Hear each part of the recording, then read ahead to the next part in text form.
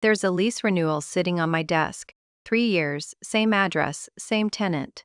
The name on the tenant line is Callahan. So is the name on the ownership line. My father always said you had to build something real. He just never imagined I'd be the one he said it to. My name is Fiona Callahan. I am 34 years old. I own 4 commercial properties in the Portland metro area. I employ 11 people through my property management firm Callahan Commercial Group. My portfolio is worth approximately $3.2 million, built across 12 years from a starting position of $1,200 in a checking account, no degree, and an acceptance letter I never used. One of those properties is a 6,400 square foot mixed-use building on Southeast Morrison Street. The ground floor unit has been occupied since 2021 by a specialty coffee roasting business called Ember and Oak.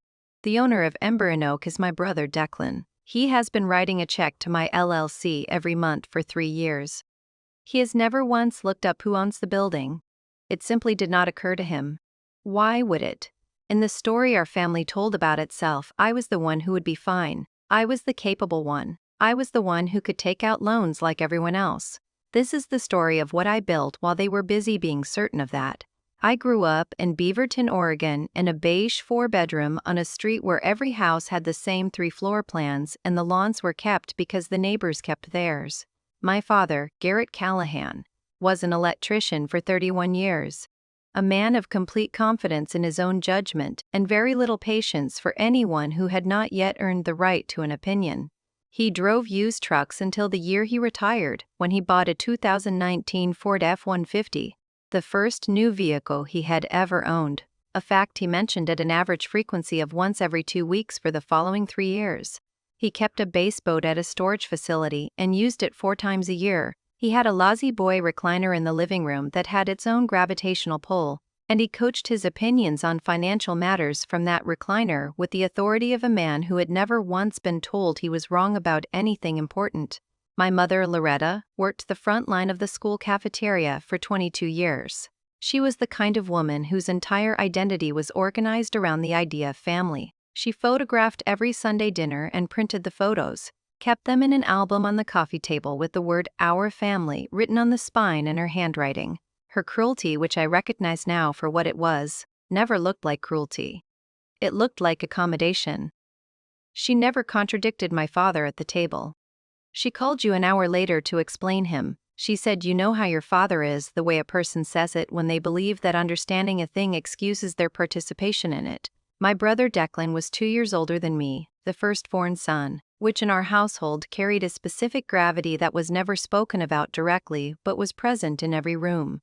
Declan was warm and aimless in the particular way that some people are when they have never been required to be otherwise. He was not cruel to me. He was simply indifferent to my position in a way that is its own kind of harm when you are young and watching it and beginning to understand what it means. For as long as I could remember, my parents told us both that they were saving for us. For both of us. "It's for both of you," was the specific phrase, said at kitchen tables, said in passing, said the way you say something that is meant to function as a promise. I built my plans around it.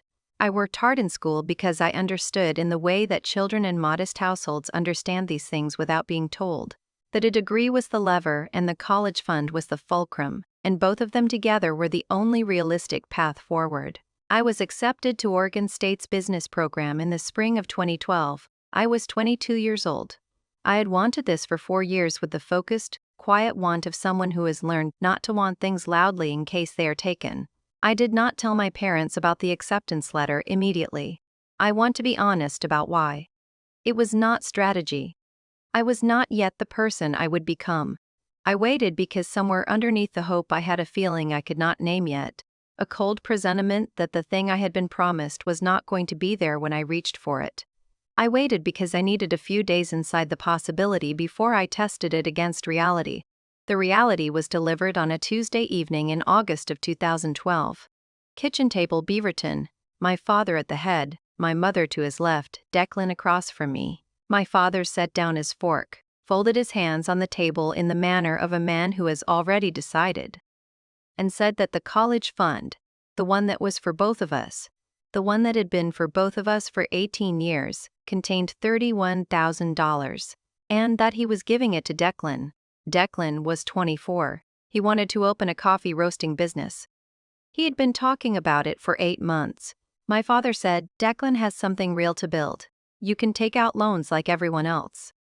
I looked at my mother. She looked at the table. I did not cry. I did not raise my voice. I sat at that table for 11 more minutes. Then I stood up and washed my own plate and drove back to the room I rented from Eunice, and I sat on the edge of my bed and I stayed there for a long time in the dark. I want to be careful here about what I say that moment was. It was not the moment I decided to build an empire or outrun my family or prove anything to anyone. I was 22 years old with $1,200 and no roadmap, and the door I had spent 4 years walking toward had just been closed, politely and without apology, in my face. What I felt was not ambition. It was the very specific grief of someone who has just learned that the promise was never real, and that the people who made it are not sorry. What I did the next morning was go to work. I had been working as an administrative assistant at a property management company in Portland for 8 months by then. The job had come through a temp agency and had converted to full-time at $31,000 a year, which was not enough to live uncomfortably in Portland in 2012, but was enough, if I was careful, to live on. I had also picked up a weekend shift at a catering company that paid cash and allowed me to eat the leftovers, which mattered more than I like to admit. The property management company was called Westside Asset Group. They managed a mixed portfolio of residential and commercial properties across the Portland metro area, and my job was scheduling, filing tenant correspondence, invoice processing, administrative work, the unglamorous connective tissue of a business. I was good at it because I was precise and I showed up early, and I read every document that passed through my hands even when it was not my job to do so. Especially when it was not my job to do so.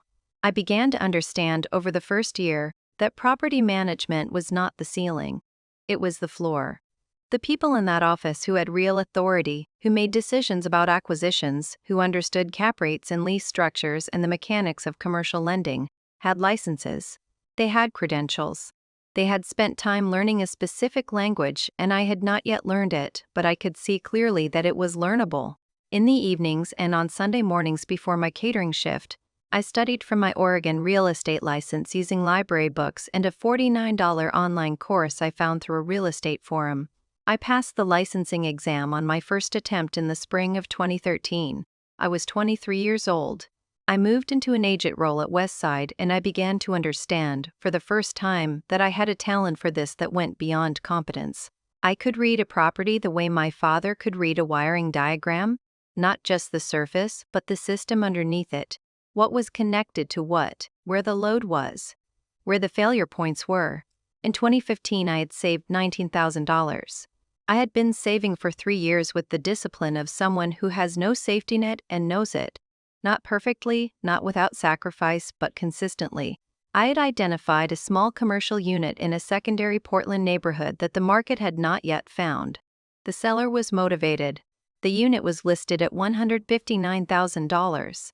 I read the inspection report twice, identified 3 items the seller's agent had glossed over, and used them in a negotiation that brought the price to $148,000. I used an SBA microloan to close the gap between my savings and what I needed. The unit was mine.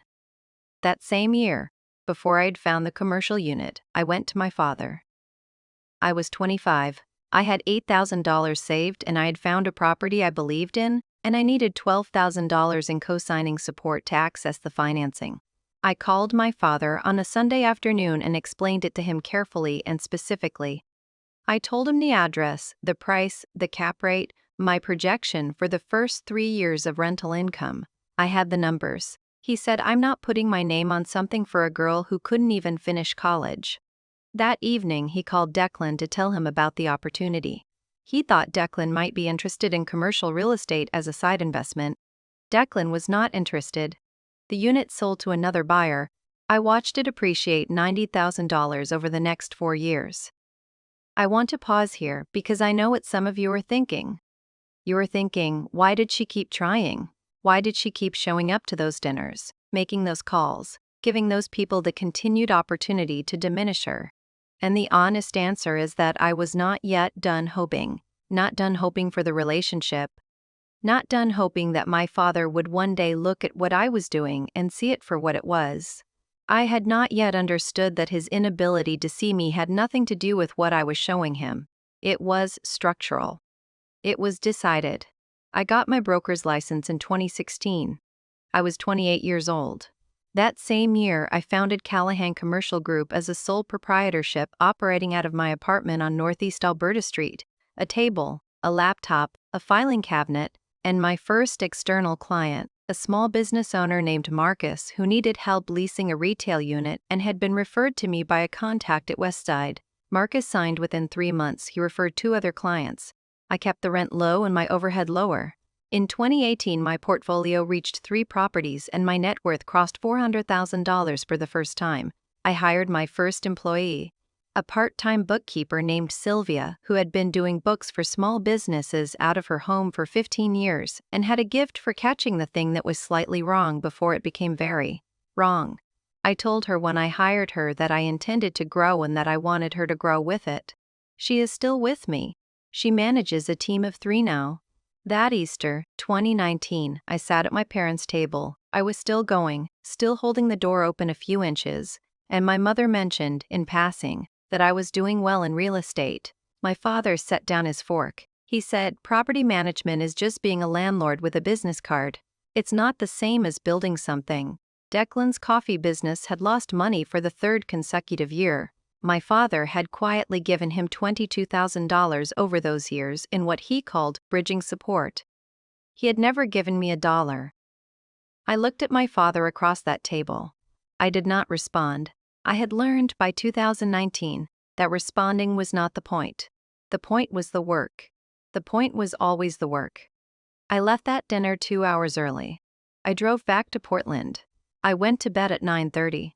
I was up at 5 the next morning because I had a title dispute to review on a mixed-use building on Southeast Morrison Street that had been listed at $1.1 million and had been sitting on the market for 7 months because of a contested estate claim on 2% of the ownership shares. The title issue was solvable.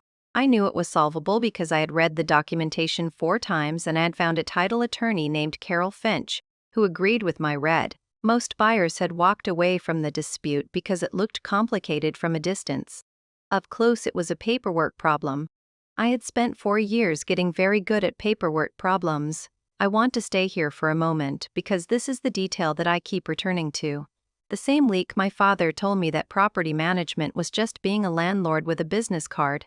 I was up at 5 in the morning reviewing a title dispute on a building that would one day house my brother's business. I did not know that yet. I was just doing the work. I had been just doing the work for 7 years by then, and the work had a momentum to it that no dinner table verdict could touch. I acquired the Morrison Street building in late 2019 for $980,000. The ground floor unit, a beautiful, high-ceilinged retail space with original brick and double-height windows facing the street, was vacant. I began marketing it in 2020. In 2020, I also stopped attending Sunday dinners. Not with drama, not with a conversation. I simply had less and less room in my life for rooms where I was managed rather than known. And at some point the calculus shifted and I stopped making the drive to Beaverton. My mother called once to ask if I was coming. I said I had work. She said, "Oh, okay," in the voice she uses when she is storing something to discuss later with my father. I did not call to reschedule. I want to be honest about what those years felt like, because I do not want to make the building of this thing sound cleaner or more linear than it was. There were years that were genuinely hard, not dramatically hard, not crisis hard, but the slow grinding hard of someone running a business with thin margins and no family safety net and a nagging awareness that one bad quarter could undo 2 years of progress. There were nights in 2017 when I did my own books at midnight and the numbers were fine, but fine felt precarious and I had no one to call who would understand the specific weight of it. I built that firm from the inside of a lot of quiet rooms. I do not say that to be pitied. I say it because I think it is important to be accurate about what this kind of building actually costs before you get to the part where it pays off. In 2021, a specialty coffee roasting business called Ember and Oak began looking for retail space in Southeast Portland. The original business, my brother's coffee roasting venture, the one funded by my college education, had failed in 2018. Declan had regrouped, rebranded, found a new partner, and relaunched under the Ember and Oak name. He had learned something in the failure, I think. The second version of the business had more discipline to it. His commercial leasing broker brought him 3 options for the retail space he needed.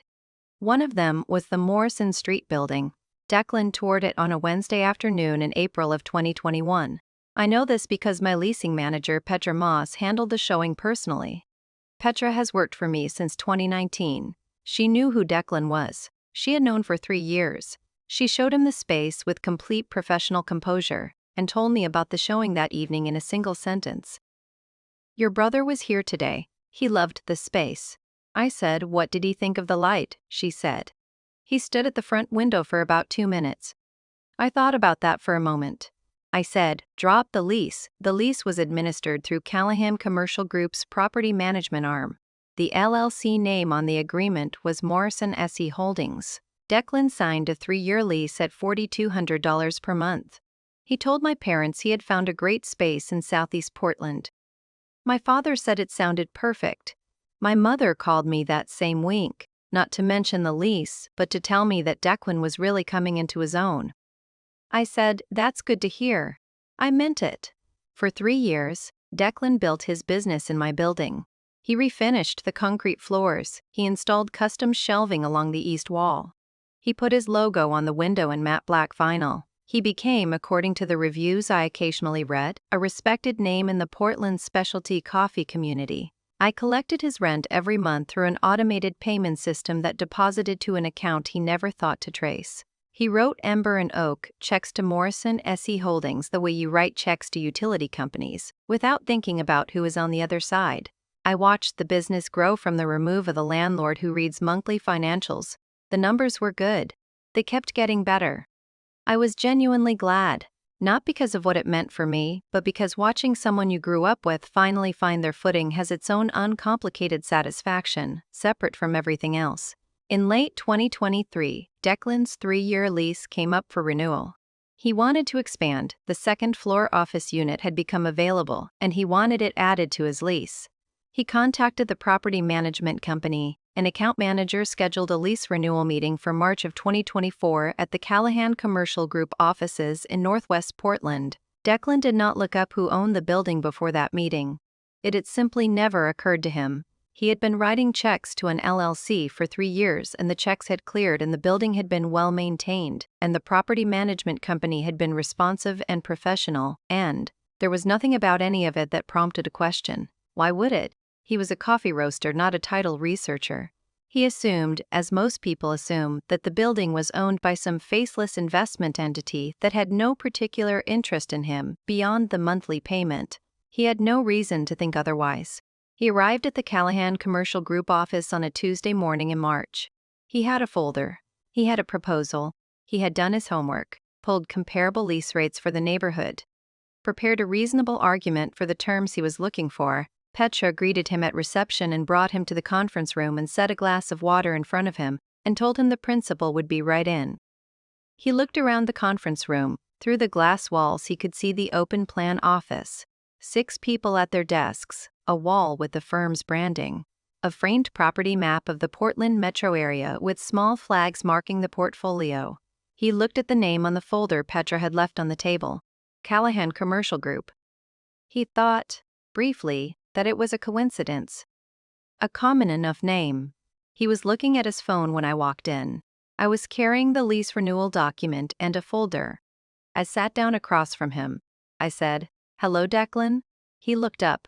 I watched his face move through 3 things in the space of about 2 seconds: recognition, confusion, and then the early edge of understanding, which is always the most interesting one to watch because it is the moment when a person begins to realize that the shape of something is different from what they thought it was. Then it settled into a kind of blankness. "A man whose math was not adding up," he said. "Fiona, what are you? Do you work here?" I said. "I own it." I opened the folder. "And I own the building you've been in for 3 years. Morrison SE Holdings is mine. Has been since 2019. He said nothing. He looked at Petra. Petra looked at her notepad. I gave him a moment. Then I slid the lease renewal across the table. I said the new terms are in there. I've kept the rate reasonable, 2% above current market, which is below what comparable Southeast units are running. I want the business to succeed, Declan. I always have. He looked at the document without picking it up. Then he said, You knew. You knew this whole time and you never said anything? I said plenty. You just weren't listening to the right things. He picked up the renewal document. He read the first page. He set it down. He said, quietly in the voice of someone who is doing a much larger calculation than the one in front of him. Does Dad know? I said. He will when you tell him. That's always been your job in this family, carrying news back to the table. Then I stood. I extended my hand across the table. I said, I hope he'll sign. It's a good building and you've built something real in it. I used my father's words, his exact words, something real. I did not explain it. I let it sit in the room. Declan's jaw moved once, like he was about to say something and then didn't. He looked at my hand. He shook it. Petra told me afterward that Declan sat in the parking lot for 20 minutes before he drove away. She had watched from the window. She did not describe his face. She didn't need to. He signed the lease renewal 2 days later. Full terms, no counter. The second floor unit added at the rate I proposed. I heard from my mother that evening. She called at 7:15. I knew before I answered that Declan had told them. She said, I don't know why you couldn't have just told us.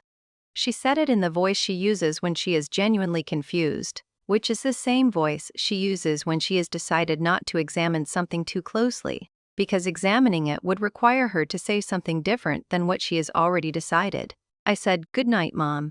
And I ended the call. My father's reaction, according to my mother, was silence on the phone for a long time followed by a single word. Well, just that. The word of a man who has run out of a certain kind of room to stand in and is not yet sure how to stand in the new one. In the months that followed, Declan and I developed something cautious and functional, tenant and landlord, occasionally something with a little more warmth underneath it. The kind of relationship that is built slowly by two people who have agreed without saying it to work with what is rather than grieve what wasn't. He's a good tenant. He takes care of the space. He leaves it better than he found it. I find this meaningful. My parents and I speak on birthdays. Garrett has not apologized. I did not expect him to. There is a version of my father who might, in another life, have looked at what I built and found the grace to say that he had been wrong. But Garrett Callahan is not a man who was built for that kind of accounting, and I lost the expectation of it somewhere around 2017 and have not missed it since. He mentioned the building once, at a family dinner I did not attend, in a sentence my mother relayed to me with the air of a woman delivering a gift. He said, Fiona did all right for herself. I said, I know. The relationship with my parents is not repaired, it has calcified into something polite and distant, which is its own kind of resolution. I am at peace with this. I have been at peace with it longer than they realize. I want to say something now about what this story is really about, because I have been turning it over for a while and I think I finally have the right words for it. It is not about the money. It is not about the building, not really, not as a symbol of triumph. What it is about is the label, the capable one, the one who will be fine. The one who will be fine, the one who can take out loans like everyone else. I spent a long time understanding what my family meant when they said those things, and I think what they meant was this. We do not have to worry about you, and that not having to worry about you is the same as caring for you. It is not the same. The capable one does not need a head start. The capable one absorbs. The capable one builds regardless. And in the story my family told, this was framed as confidence in me. What it actually was, and what I think you might recognize if you have ever been called capable in that particular tone, was convenience. It was the most efficient way to make a decision that benefited one person at another person's expense and still sleep through the night. My mother said boys need a head start. What she did not understand is that starting without one just means you learn to build faster. What I also want to say is this. The people who withhold from you are sometimes, in a way they absolutely did not intend, the people who teach you the most precise form of self-reliance. Not because they meant to give you a gift, they didn't. They meant to give themselves ease. But the effect, for those of us who don't fold, is that we learn every single step. We learn it from scratch by necessity in the dark, on a timeline no one else handed us. And there is a knowledge that comes from that which cannot be taught any other way. I would not trade what I know for what I missed. I want to be clear about that. But I also want to be clear that it was not fair. It was not a gift. It was a theft, dressed in a language of confidence. And the fact that I built something out of it does not make the theft less real. Both things are true. They stay true. I am 34 years old. I own 4 commercial properties. I employ 11 people. One of my tenants is my brother, who pays his rent on time every month, who has built something he is proud of in a building I spent 4 months clearing a title dispute to acquire. My father used his money to start Declan's dream. Declan built it in my building. And somehow, in the end, that felt less like irony and more like the only ending that made sense. I have a lease renewal sitting on my desk. 3 years renewed. Same address, same tenant. The name on the tenant line is Callahan. So is the name on the ownership line. My father always said you had to build something real. He was right about that, he just said it to the wrong person. Before you go, I want to ask you something, and I want you to think about it honestly. Were you ever the one they called capable?